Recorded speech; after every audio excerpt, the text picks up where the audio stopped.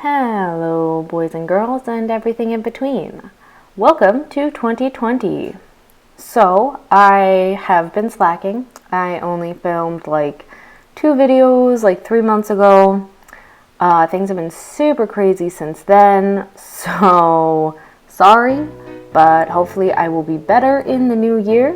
And I am bringing you a new video with new pictures. Probably not going to be that long because I don't have that much time right now, so sorry in advance. And let's get rolling. Imagine being handed this as a doctor. Please don't weigh me unless it's really medically necessary. Why? Because most health conditions can be addressed without knowing my weight. When you weigh me and talk about my weight, I feel stressed, uncomfortable, and ashamed, and that's not healthy. Weighing me every time I come in for an appointment and talking about my weight like it's a problem perpetuates weight stigma, which is a bigger health risk than body weight. I follow a health at every size program and pursue healthy behaviors regardless of my weight status. If you really need my weight, please tell me why so that I can give you my informed consent. I can just imagine actually being a doctor and being handed this card, and I don't know exactly what I would do. Like, I think I would just straight up want to face palm in front of a patient super unprofessionally, so it's probably a good thing I'm not a doctor. Because, like, I'm assuming this person is someone who's, like, quite overweight, and, like, I would understand this card from, like, an eating disorder perspective, where it's like, oh, when, like, I see my weight, or we talk about weight, like, I'm stressed out and stuff like that. I get that, but the fact that the card is uncomfortable and ashamed, like, you wouldn't be uncomfortable necessarily about your weight unless you were unhappy with it.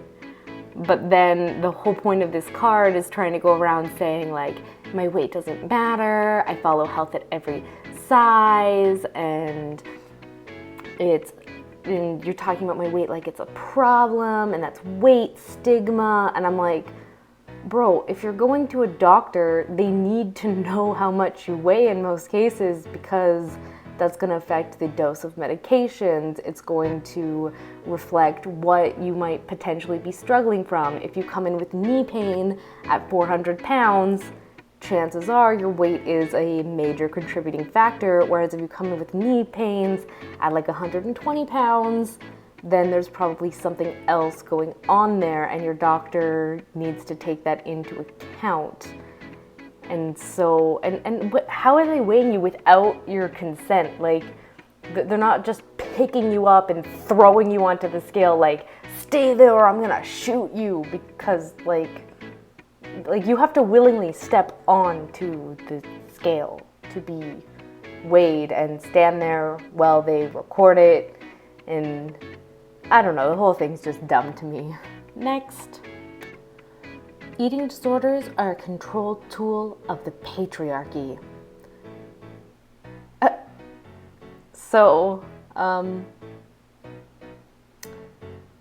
Yeah, I'm pretty sure that this person is like a therapist or professes to be a therapist, or I don't know, something along those lines.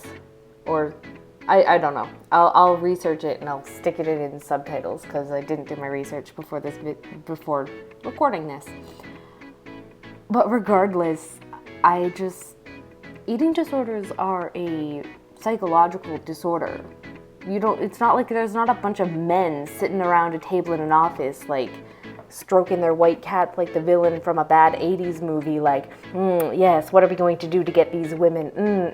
Ooh, eating disorders, yes, let's put them in their place. We'll infect their brains with a psychological disorder, and then they'll be ours to mold and control. Like, eating disorders are mental disorders. They cannot be implemented by a man or by a systemic system of prosecution and patriarchy. Like, just because guys have more privileges and guys tend to be in more positions of power, and eating disorders are extremely debilitating, they don't go hand in hand. An eating disorder was not given to you because men rule the world And eating a lot of junk is not sticking it to the man. They're two completely unrelated concepts. Like, eating disorders, not good. Mental disorders can be helped, is hard to get over, still possible.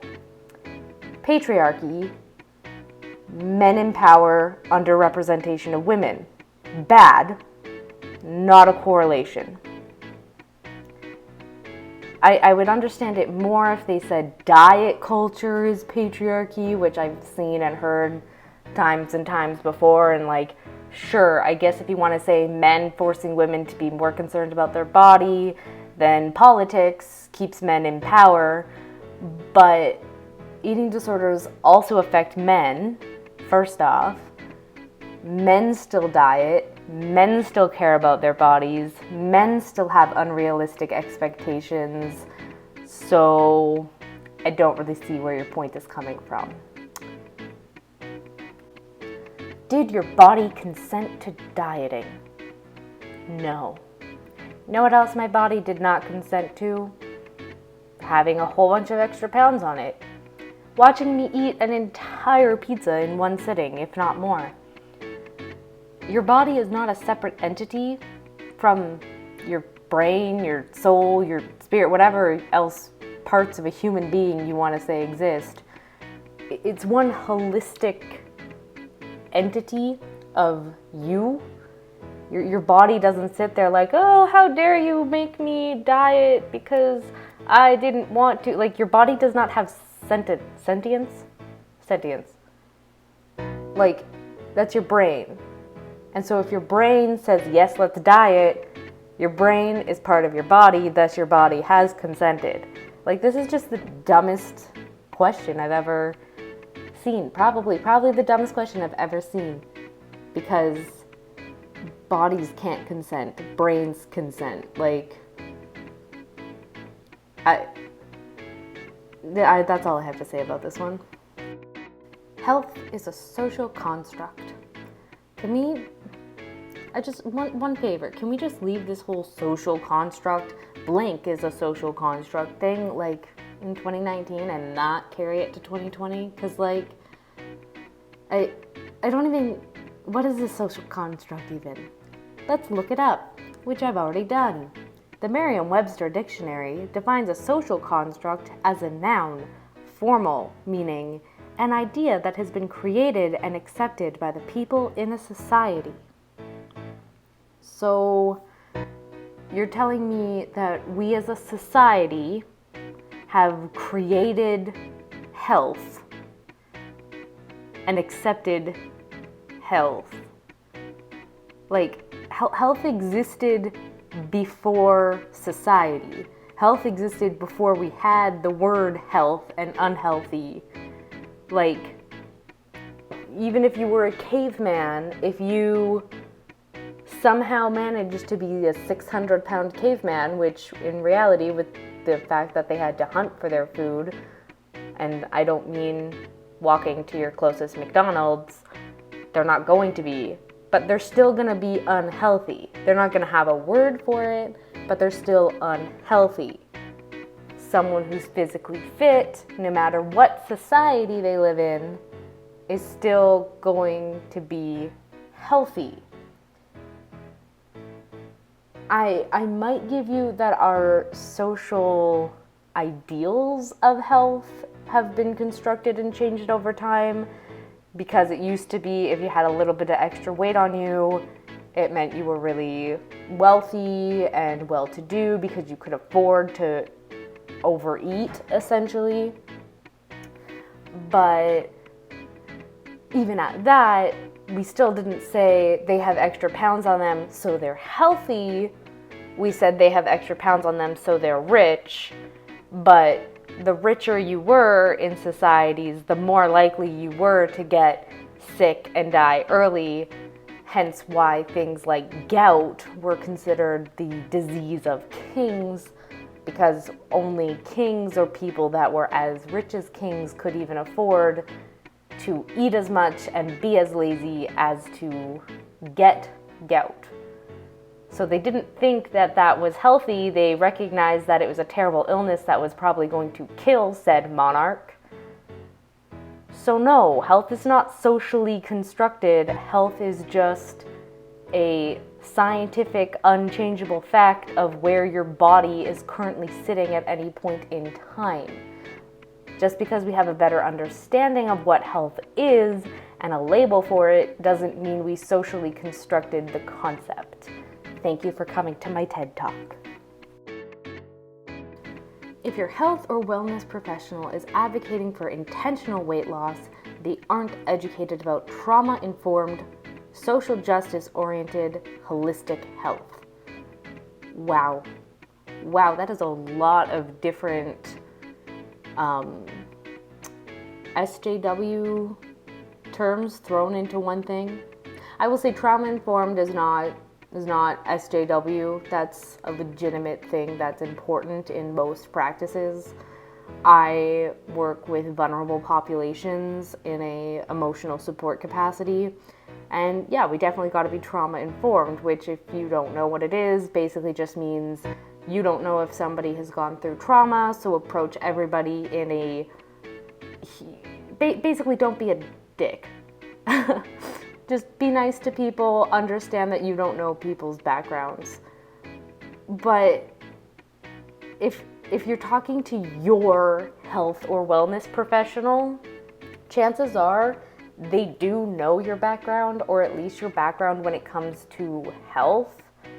And really, the only way to not be trauma-informed when it comes to intentional weight loss is if you're talking to somebody who has struggled or is struggling with some sort of eating disorder, be it a restrictive one or binge eating disorder. And your health professional probably knows that. They're probably aware if you struggle with mental health issues. And thus, just because you eat out of emotion and now you're 300 plus pounds doesn't mean that they're not being trauma informed, because in reality, like,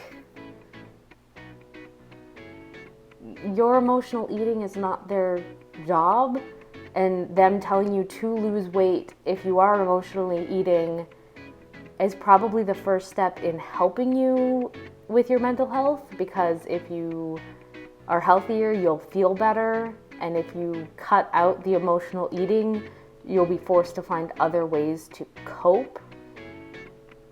So I was editing and I realized that there's actually a second part to this. That's my phone. There's a second part to this tweet chain. Is that thread? It's called a thread. Anyways, that started with anybody subtly or overtly suggesting that we change the size and shape of our bodies without intimately understanding our history, trauma, genetics, barriers, access, mental health, relationships, and values stands to benefit from, and we'll never know what they stand to benefit from. Probably something about health at every size, or trauma-informed care, or holistic health, or I don't know. Point being is that if they... I lost my train of thought. That's how bad this is. I lost my train of thought. Just your health professional knows. They should know you intimately, and if they don't have an intimate understanding of your health history, then they probably shouldn't be your personal health professional. Or maybe you should be more honest with them. Anyways, let's move on. This is already too long. Diet culture's greatest trick was convincing the world that it's not a diet, it's a lifestyle change. Okay, so I could honestly talk about this for probably forever. This is basically the whole basis of my Tumblr too, is that health is lifestyle changes, not necessarily diets, and not every diet is a lifestyle change, not every lifestyle change is a diet, vice versa, whatever. I'm going to try to restrain myself and not talk for 100 years about it. All I'm going to say about it is that diet culture is a super broad term that didn't even used to exist, and it's really BS. Like, what is that even supposed to mean? And that, yes, if you decide to hop on board fad diets, emphasis on fad, F-A-D, fad diets, those are not lifestyle changes. Those are not sustainable changes. Those will not lead to permanent weight loss. Those will lead to yo-yo dieting, because there's no way in reality that you can stick to them in the long term. If you go on a diet per se, that is a lifestyle change, aka if you decide to go and get healthy and lose the weight for your own personal health, then you're going to make small, sustainable lifestyle changes over time. If I decide that I'm not going to pick up fast food for lunch every single day of the week, it's a small change. Maybe I say I'm going to have it once a week. Small change, sustainable, lifestyle change, not diet. Or at least not a fad diet. So that's my example. I have plenty others. You want to hear more of them? I can make a whole damn video on lifestyle changes versus fad dieting. So let's move on. Even if all you do today is stay home, watch Netflix, and do some last-minute holiday shopping on your laptop, you still need adequate meals and snacks. A lack of intentional exercise does not mean you need less food. Movement and food do not exist in an exchange-based system. Yes, they absolutely do. Movement and food do exist in an exchange-based system. If I go for a 5-kilometer run, I'm going to need to eat more food than if I sit at home and watch Netflix all day, because I am expending more energy, thus I need to intake more calories to meet my energy requirements for the day. How many calories you need, how much food you need, your energy requirements vary day to day. Most of us are creatures of habit, so we do the same sort of activities every day, and thus we can maintain the same level of intake every day. But if you are going for runs one day and resting the next day, you need different amounts of food. And you probably, well, if you are a healthy individual, you're not going to feel starving sitting and watching Netflix after breakfast, but you might feel starving after you ran for 5 kilometers. So this is just, it's the biggest lie, is that you need to eat, you need to always eat the same amount because your body needs food or you're going to perish. Obviously you need to eat, but you don't need to gorge yourself, and having 800 or 900 calories one day, well, that's super low, isn't going to kill you. It's not going to make you starve to death. But eating 4,000 plus calories every day without moving is going to make you gain weight. Like, there's a middle ground to all of this, and it's just about knowing yourself and knowing your body. Like, I could go on and on about this too, so I'm also going to cut this one short, and I'm just going to leave it at, it's really sad that these people think this way, because this is the reason that they're able to get so big, is because they think like, oh no, I haven't eaten for 3 hours while I binge watched this show on Netflix, so now I gotta go have a massive meal. When in reality, you didn't do anything, so you only need a small meal if you're hungry.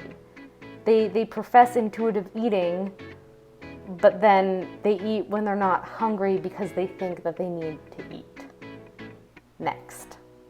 So this video is already getting really long, and I don't know if YouTube is going to let me upload it all at once. I hope it will. I don't remember if there's still a time restraint, but I'm going to try to talk a little bit faster, and I'm going to try to talk a little bit less so that I can get through these last ones without us being here all day. So, forget resolutions, we need a revolution. Forget discipline, we need dismantling. Forget moderation, we need liberation. I really don't get why they think that like discipline and moderation are bad things. Like, resolutions are great. They're commitments that we make to ourselves to change, and as long as we stick to them, fantastic.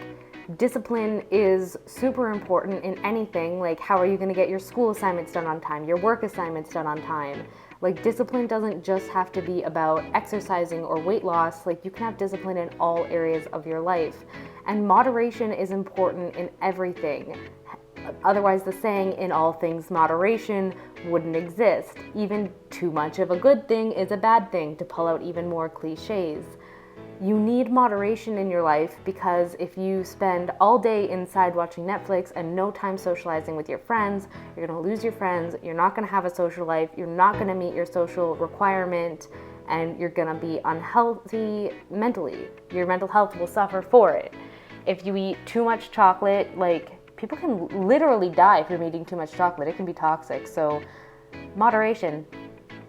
Even too much health, you can get addicted to exercise, you can have an eating disorder. Literally, moderation is what we need, and liberation from what? Like, I support liberation for oppressed people, for modern day slavery, human trafficking. Like, yeah, liberation's a good thing, but moderation's also a good thing. So how about we just have all of those? How about we have all 6 of those things instead of only 3 of them? People are literally incapable of shutting up about how much fat people are inherently sick and unhealthy, even if we exercise and eat perfectly healthy, but won't bat an eye on skinny rich people who eat nothing but junk food, drink and smoke, even in public. Like, we get it. Skinny people are allowed to up their bodies in every possible way. We just aren't allowed to exist. But you gotta justify yourself under the health excuse to paint your eugenics ideals as something that's actually good for our sake. There's literally so much to unpack here, I don't even know where to start with it. Like, eugenics? Like, let's just go right into the deep end. How is me not supporting your unhealthy lifestyle eugenics ideals? I'm not saying let's kill all fat people. We don't need to. You're doing it to yourselves. Like, if we actually wanted eugenics and we wanted you all to die, we would completely ignore that you're eating yourselves into an early grave anyways, because you'd be doing our job for us. But we don't support eugenics. We want people to be healthy. We want people to be happy. We want people to live longer. And therefore, we are advocating for health. And I'm not even gonna get into the whole, well, skinny people can do all these bad things. And, like, no. Like, I still, my best friend is super skinny and she eats, like, nothing but chicken nuggets. And we both acknowledge that that's not a healthy diet. Like, you can be skinny and unhealthy, yes. But the fact of the matter is, yeah, if you look skinny, people are going to assume that you take more care of yourself, even if it's not true. Just like if I have cancer and I look like I have cancer and I look sickly and I have lost my hair due to radiation and all that stuff, people are going to be like, wow, you're sick. Whereas I could have a super debilitating mental illness and people aren't going to see it and thus aren't going to acknowledge it. So is the world fair? No. Does that mean that people who think fat people should lose weight support eugenics? I really don't know where that leap came from. My stance is that unrestricted eating means unrestricted eating. Yummy, yummy candies, cakes, ice cream, tarts, chips, pizza, burgers, fries, and other goodies are part of a normal, varied diet. It's perfectly okay to eat them every day as part of an otherwise varied and satisfying diet. It is nothing but cultural biases like classism and racism that vilify such foods. It's even wrong to claim that they don't have any nutrients, though I also don't believe in analyzing our foods in that way, so I won't indulge that aspect of your question any further, beyond pointing out that it is incorrect. Part of me really wants to know what question was asked that prompted this answer, but I found it on Reddit, so I don't actually know where it came from. So, alas, I'll never know. But first off, the first half of this sounds like literally like a 5-year-old is talking. Yummy, yummy candies, cakes, ice cream. Like, dude, chill. You're not 6. You're not asking for cookies for breakfast anymore. Calm down. And no, it's not perfectly okay to eat them every day. That's not a varied diet. That's a diet of junk food. A varied diet is having fats, sugars, carbs, proteins, like all of that into your diet. It's where you're getting different foods, different nutrients from different areas, all contributing to a normal, healthy, balanced diet. If all I eat are processed sugars, fats, and carbs, that's not varied. That is eating junk. So maybe you should start analyzing your food in that way. Just saying. If you can't eat peanuts without reaching for your EpiPen, you probably won't be gravitating towards them as you recover from diet culture. Ultimately, though, your body is yours to do with as you wish. If you find yourself with, say, a persistent craving for crab despite a raging shellfish allergy, you're allowed to eat it if you want. Your body, your choice. You really do have full permission to eat anything you desire. Just please have your EpiPen handy. Okay, this is ridiculous. This is the point we're getting to. You know what? You may as well just look at somebody and be like, it's okay to shoot straight black tar heroin into your veins. Your body, your choice. Like, yeah, sure, it's your body, your choice, but there are some things that are good for you and some things that are probably super concerning. Like, don't eat things you're allergic to, and I shouldn't have to say that. And EpiPens are not, like, you don't just jab yourself with an EpiPen and bam, you're fine, you can go on with your day. It's like an emergency action. It's like you jam yourself with an EpiPen and you immediately call 911 because EpiPens can wear off in, I can't even remember exactly what the time is, like 30 minutes or something. EpiPens last for, and then you can go right back into like anaphylactic shock. Like, don't eat food you're allergic to. And why do I have to say that? And why is that in a book? Like, diet culture, you're now letting diet culture do more harm by telling people to break diet culture by harming themselves. Stop it. Stop it now. Leave it in 2019. Fatness, like the color of someone's skin, oh no, here we go again, is not something that someone can take off at the end of the day and go back to their privileged life. There's a hyper-awareness that comes with marginalized bodies. We see and hear everything because we are conditioned and told that our body is not ideal. Okay, stop it, stop it, stop it. You being 300, 400, 500 plus pounds is not equivalent to somebody who is part of a visible minority based on the color of their skin. You do not suffer the same as a black woman in America because you are a fat woman in America. In fact, being fat in most Western countries now is becoming overwhelmingly the majority. You're literally in the majority and trying to tell me that you are a minority or that your experiences are somehow akin to that of a visible minority. They're not. Stop it. Like, fatness, you can, in fact, kind of, in a way, take that off and go back to privileged life. It's just that it takes a lot longer for you to take off the fat.